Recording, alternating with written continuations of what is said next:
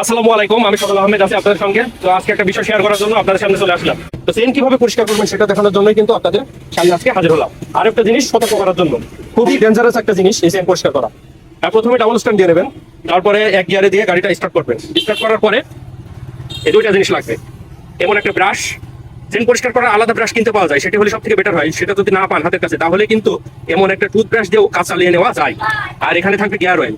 কোনোভাবেই কিন্তু কাঁচা মোবিল বা পোড়া মোবিল ইউজ করবেন না আপনারা। সব থেকে ভালো হয় চেন লুপ ইউজ করলে। চেন লুপ একটু এক্সপেন্সিভ, সবার জন্য কিনা কষ্টসাধ্য হয়ে যায়। 140 গ্রেডের কিন্তু গিয়ার অয়েল ইউজ করতে পারেন চেনে। যার জন্য মূলত আজকের ভিডিও। অবশ্যই আপনারা ইনশিওর হবেন এরকম ব্রাশ অথবা চেন পরিষ্কার করা ব্রাশ দিয়ে আপনারা চেনটা পরিষ্কার করছেন। কোনোভাবে এখানে ন্যাকড়া ইউজ করা যাবে না, কোনোভাবেই না, একদমই না। খুবই ডেঞ্জারাস একটা জিনিস। এই দেখুন, এই দাঁতের ভিতরে যদি এখানে আঙুল চলে যায় তাহলে কিন্তু আঙুল কেটে পড়ে যাবে। যে কটা আঙুল যাবে, একটা হোক, দুইটা হোক বা তিনটা হোক, যে কটা আঙুল যাবে সেই কটা আঙুল কিন্তু কেটে পড়ে যাবে। তো এটা ব্যাপারে খুবই সাবধান থাকবেন। তো এইভাবে ব্রাশ দিয়ে কিন্তু চেনটা পরিষ্কার করে নেবেন। ব্রাশের মাথা দিন এভাবে ধরবেন, ঘুরিয়ে ঘুরিয়ে ধরবেন। হ্যাঁ, এখানে যদি আপনারা কোনো ন্যাকড়া বা টোয়াল জাতীয় কোনো কিছু ধরেন তাহলে কিন্তু চেনটা ওই ন্যাকড়াটাকে টেনে নেবে। টেনে নিলে কিন্তু আঙুল আপনার এই স্পকেটের ভিতরে চলে যাবে সহজেই। হাতে টেরও পাবেন না, মিলি সেকেন্ডের ভিতরে আপনার আঙুলগুলো কেটে পড়ে যাবে। So be careful. আচ্ছা, এইভাবে পরিষ্কার করে নিলাম। এবার পিছনের দিকে পরিষ্কার করে নেব।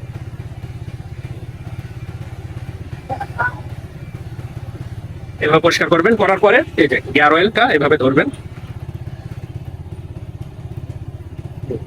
খুবই অল্প করে দিবেন, খুব বেশি দেওয়ার প্রয়োজন নাই। বেশি দিলে কিন্তু বাইকে সিটাবে, কোনো কাজে আসবে না।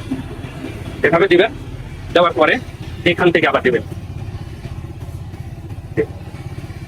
চেনের দুই সাইড থেকে দেবেন, এটা হচ্ছে চেন লুপ করার প্রপার নিয়ম। ব্যাস, এইবার দেখুন চেনে কিন্তু কোনো সাউন্ড নাই।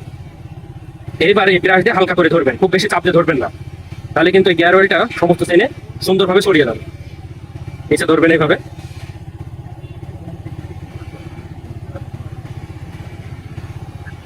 ব্যাস, হ্যাঁ, এটা হচ্ছে নিয়ম। আমার চেন লুপ করা কিন্তু হয়ে গেল। হ্যাঁ, মোটামুটি পরিষ্কার ছিল, আমি বাইকটা ধুয়েছি, যার কারণে চেনটা পরিষ্কার ছিল। আর চেন যদি বেশি অপরিষ্কার থাকে, নোংরা থাকে এবং ধুলাবালি কাদাযুক্ত থাকে, তাহলে চেনটা কিন্তু পরিষ্কার করে নেবেন। সব থেকে ভালো হয় চেন পরিষ্কার করার জন্য ডিটারজেন্ট দিয়ে কিন্তু চেনটা পরিষ্কার করে নেবেন আগে। তারপরে ব্রাশ দিয়ে এভাবে ডলবেন, ডলার পরে গিয়ার অয়েল ইউজ করবেন। এবার বাইকটা আমি অফ করলাম, বাইকে স্টার্ট অফ করে দিয়েছি। দেখো চেনটা কত সুন্দর ক্লিন হয়েছে, কত সুন্দর, তারা দেখলে বুঝতে পারবেন। খুবই সুন্দর ক্লিন হয়েছে। এইবার চেনটা আপনারা একটু নড়িয়ে দেখবেন। হ্যাঁ, আমার চেনটা একদমই ঠিক আছে, পারফেক্ট, লুজও না বেশি, টাইটও না। এভাবে নড়িয়ে দেখবেন। চেনটা পরিষ্কার করার পরে আপনারা দেখবেন, যদি বেশি লুজ থাকে তাহলে টাইট দিয়ে নেবেন, আর বেশি টাইট থাকলে কিন্তু লুজ দিয়ে নেবেন। প্রপার মাইলেজ পাবেন এবং টপ স্পিডও বেশি ভালো পাবেন। তো আজকের ভিডিও পর্যন্তই। সবাই ভালো থাকবেন, সুস্থ থাকবেন। পরে ভিডিওতে আবার দেখা হবে।